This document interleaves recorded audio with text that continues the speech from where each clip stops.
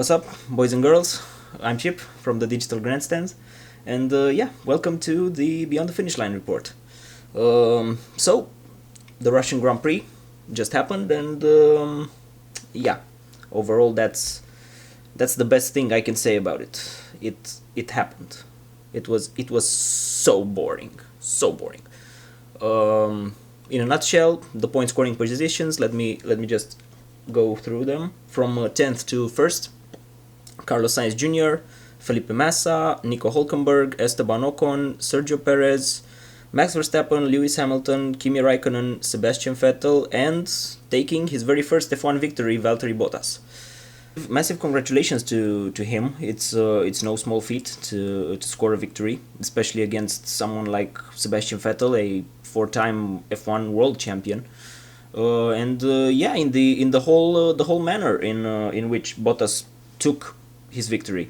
He dominated Hamilton throughout the weekend, and the only weekend that draws some comparison to this one, as far as I'm concerned, and as far as the Mercedes drivers are concerned, is the Spanish Grand Prix in 2015 when Nico Rosberg dominated that weekend all through and through. He took pole by quite some margin and finished almost 18 seconds in front of Hamilton. So yeah, obviously at that point, the Mercedes were untouchable, really, and it was very much expected that they ended up 1 and 2.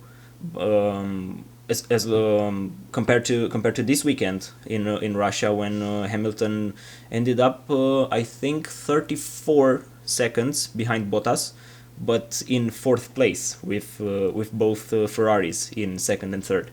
So Bottas really deserving victory for Bottas. Going into this weekend, everyone expected the Sochi track to play into the Mercedes strengths, but it was not to be. Even though with cool track temperatures and the low degradation profile of the circuit, Ferrari really dominated, especially in the 2nd and 3rd sectors. Yes, Mercedes had the upper hand in the 1st sector, dominated by long straights and fast corners. But the 2nd and 3rd sectors, the stop-start nature of the last 2 sectors in Sochi were right up Ferrari Street. They used this to great effect on Saturday to secure their first front row lockout since the French Grand Prix in 2008. That's almost 9 years ago. 9 years. There are F1 fans now that were not watching back in those days. So yeah, kudos to them.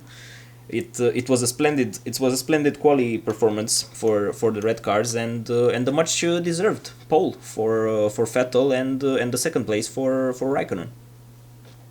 Bottas lined up behind Vettel in 3rd, and Hamilton was 4th for the main title contenders this year. The start of the race was something to behold. All the cars on the racing line, that's the left hand side of the track, got so much more grip off the line.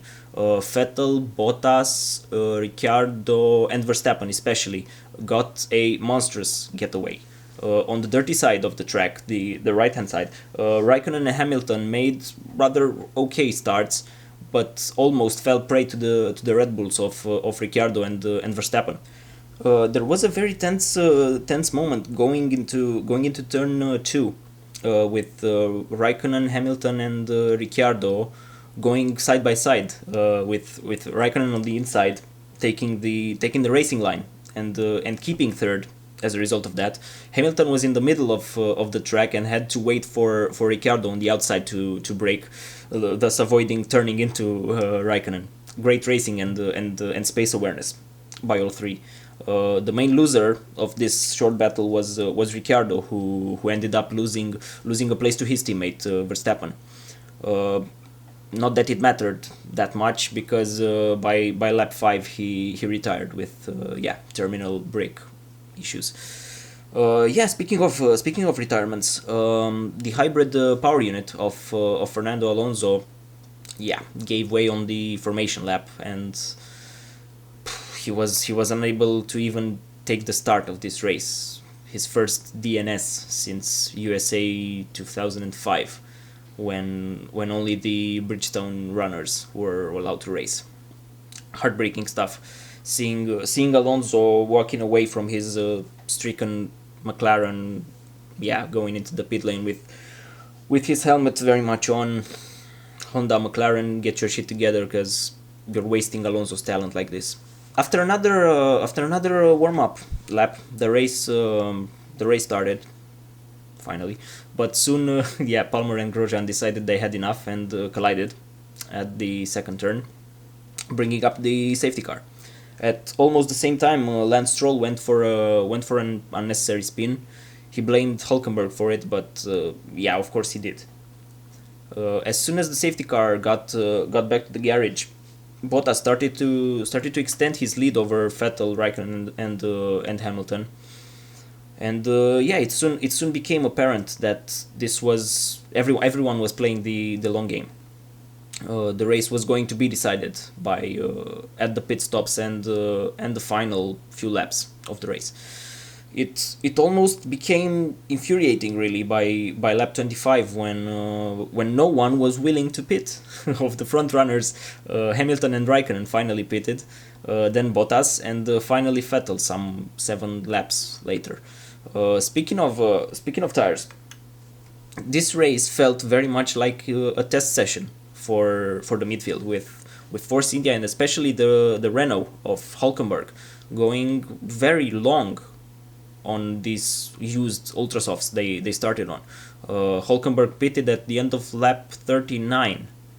Taking quali and the extra formation lap into equation, that set of Ultras lasted for 45 laps.